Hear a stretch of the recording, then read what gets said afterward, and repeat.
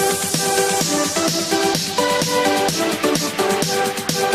friends, welcome back to Friends Creativity Spot. I am Prapti and today I am going to show you how to make earrings with silk thread. But before beginning with today's video, please hit a like to the video, subscribe to our channel and do not forget to click on the bell icon. So without any further delay, let's begin with the video.